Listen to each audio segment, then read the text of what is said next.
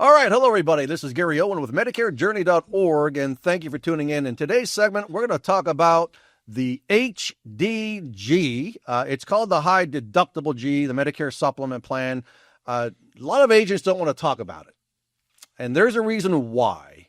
Because the premiums are so small, and there's just not a lot of money to be made on Medicare Supplement Plan HDG.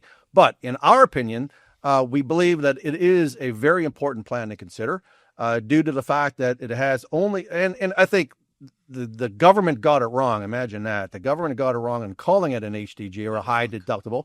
It should be called a low deductible G or a hybrid G plan. HDG, a hybrid. I'm 56 and I'd like to have a high deductible like that. I'm telling you, man, me too. Right. So we're going to, again, we have our two dynamos, professors that are with us again today. We've got Roland and Brian. So, again, we talked about in our previous segment about the about the G plan and the N plan. Those are the two most popular plans. So, again, there's a reason why agents don't want to talk about the high deductible G plan because the premiums are so low. We're talking about $30 to $60 a month, depending on where you're at in the 50 states that we're in. So when you're considering commissions on that, agents don't want to sell that. But again, if you're working with the right agent, they're going to review with you all your options and all the plans, right? And members of Medicare Journey, our agents who are members of Medicare Journey are going to do the right thing by you, right? And give you the opportunity to make the right choices. So, Brian, HDG, I know that you're a fan of the G plan, but the HDG, talk about how the HDG works. We know the premiums are very low throughout the country, but the deductible, they call it a deductible, but really it's a moot because you've got the deductible, which is Part B, which is $257. Then you hit the $257 deductible. Then what happens with the rest of the claims? I know you want me to talk about that right off the bat, Gary, but the reason why some of my clients choose that is because when you educate them, you got to tell them what factors drive your decision. And the first one is budget. To me, the second one is health history. So the HDG to me is a wonderful go-between, especially if they're healthy. So in essence, as we know, Medicare covers the 80%.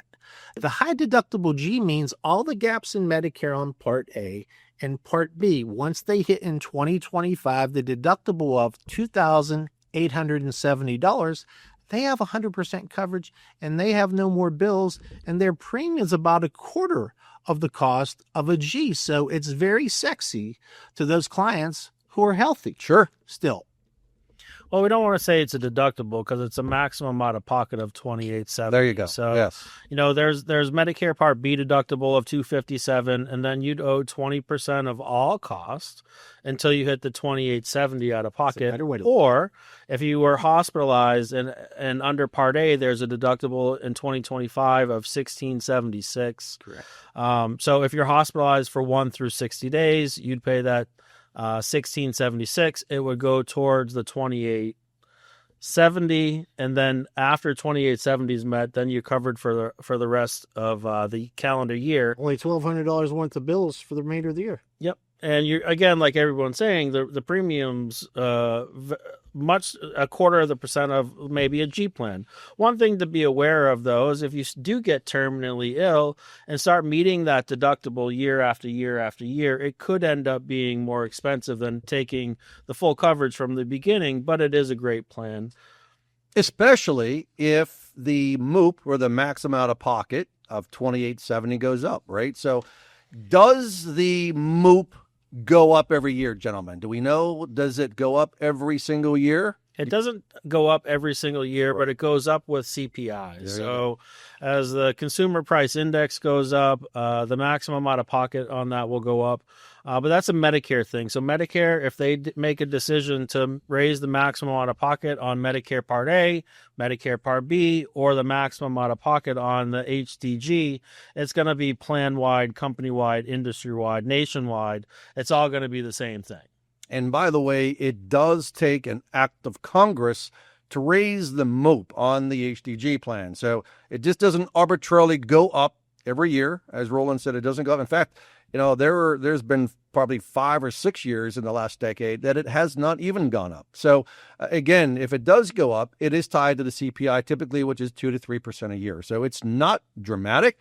And that's why consumers love it. I got to tell you, my parents both are on the HDG plan and they love it. So, and the majority of consumers who are on the high deductible G plan rarely come close to their MOOP anyway. So let's say that, Brian, they've had this plan for 2 years with this one specific carrier. And they're like, now I'm my second year on this HDG plan. I'm having more claims. I hit my out-of-pocket maximum for the year. I want to switch to another plan. Can they do that, Brian? Of the 50 states, there are very few carriers in those 50 states that allow you to move from a high deductible G or a lower level of coverage up without underwriting. So there are a few carriers out there that allow you to do so. So an educated agent who's a part of Medicare Journey will let you to able to see if you're able to switch or not. And then this one carrier that will allow you to upgrade once you have your 24th anniversary month, how does that work? Well, what's nice about it is I've had a few clients, and this is almost shocking because a lot of people have a negative connotation with insurance companies.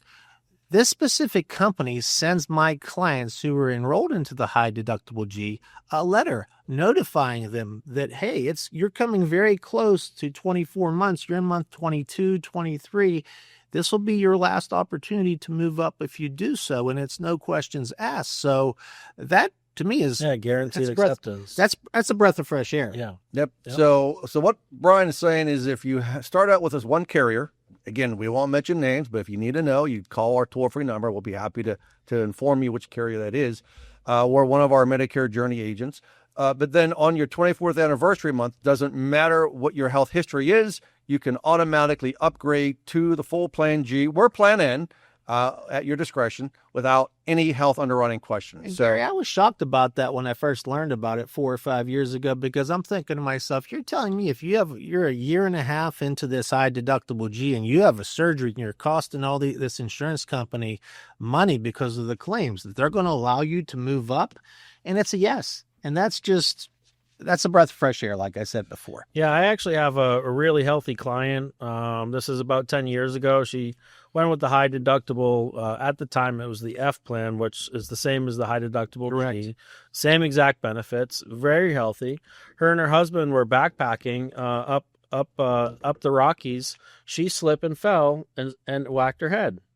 She was on her 20th month on the insurance and had to have all kinds of surgeries, extensive medical treatment. And on the 24th month, I was able to switch her in the middle of her claims to the full coverage policy and saved her thousands of dollars over the next 3 years. Any other company, she would have been stuck in that policy, meeting the maximum out of pocket every year. So it's a great policy. There's some high out of pocket. It's a great option to take a look at to make sure it's right for your situation. Everybody's situation is different. Like we've said before, Medicare is not a one size fits all. That's right. Everybody's situation is different. So make sure you're asking these questions and getting the information to make the best educated decision for yourselves. I'm going to give a brief example. So let's say that you're out there and you have a Plan G from Carrier X, and you're paying $225 a month for that premium. You just got notified that your premium is going up 20%. If you're in Illinois, maybe 40%. God help you. Now, you think about the high deductible G. Let's say that the premium we'll use $50. It most likely will be less, but we'll just use $50 across the country. So you subtract 50 from 225, you're down to 175. You annualize that times 12, 175 times 12 is $2,100. You just saved $2,100 a year in premium by switching to the high deductible G plan. So I'd like to ask a question. I think the simplest way that I could put this is if you go to Best Buy and you buy a $2,870 television set, right? Mm-hmm. Big Mac Daddy 65-inch HD TV. It will talk back to you maybe. now you know that that TV set's going to cost you $2,870, which is indicative of the $2,870 max amount of pocket for the HDG plan. You know you're saving $2,100 in premium savings by switching to the high deductible G versus what you have now currently. So you go to the front desk, you're checking out your $2,870 television set, and the lady at the front desk is checking you out, and she's going to ask you a very simple question. Would you like to buy a 1-year extended warranty on your $2,870 television set? And you say, sure. How much is it going to cost me? And she tells you it's going to cost you $2,100. That's the premium savings. You're like, what? $2,100 to offset a risk of $2,870 for 1 year? That makes no sense. Of course it doesn't. But that's exactly what you're doing if you don't have the high deductible G. That's my philosophy. I think it makes a lot of sense. The one thing I would recommend that you do, though, we believe in cross-selling, right? So we tried to talk to consumers about the importance of cross-selling. So if you have a $50 HDG plan, consider buying a $30 or so a hospital indemnity plan that will cover that $2,870 risk, and maybe a dental plan, and then maybe a cancer plan, $10,000 cancer plan to offset that risk. Those 4 policies together will probably be only $140, still less than the Plan G. So now you got 4 policies versus 1 policy. So more comprehensive coverage with that. So in my opinion, gentlemen, I think the high deductible G across the country makes a heck of a lot of sense. But again, the insurance agents have to do the right job to educate you so that you can make an informed decision about your Medicare. Yep, that's all we talk about these days is bundling packages, making sure you get the most amount of coverage for the least amount of money. Absolutely. And do you think that a plan like the HDG is going to increase like a Plan G that has a high utilization rate? No, absolutely not. That goes back to the medical loss ratios that we talked in the podcast before. You know, people that are going with that plan are typically going to be a little bit healthier because of the maximum out of pocket. Therefore, they're typically using the insurance less. Therefore, the rates are going to be a lot more stable. All right. Brian, any final words on what your thoughts on the HDG? Just go out and buy it, right? Told you G stands for good. Just didn't say high deductible. All right, everybody. Hey, thanks again for joining us. We appreciate our panel. And listen, if you have any questions or you need any help, go to our website, MedicareJourney.org, or call the number below the screen here, or go to the website and click on the link, find an agent near me. Thanks. Have a great AEP, and don't be an ostrich. Don't put your head in the sand and do nothing. You got to make sure that this year, this AEP season, you've got to have a Medicare review because there are major changes coming, and we want to make sure that you're prepared. Thanks for watching us, and stay safe, everybody.